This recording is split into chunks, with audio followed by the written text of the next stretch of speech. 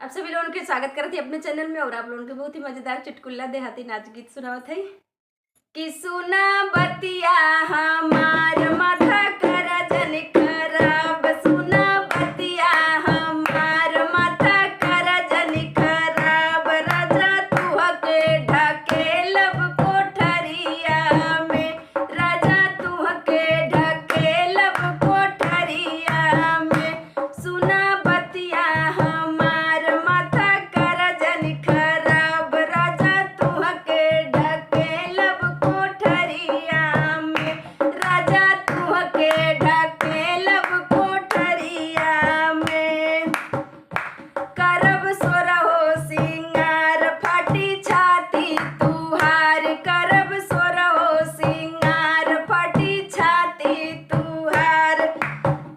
बिंदी किन के तू लइबा बजरिया से। बिंदी किन के तू लइबा बजरिया से।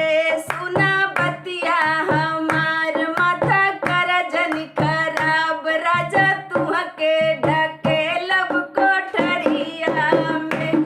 राजा तुह के ढकेलब कोठरिया में। तू त हवा हमर जान काहे गइला भुला।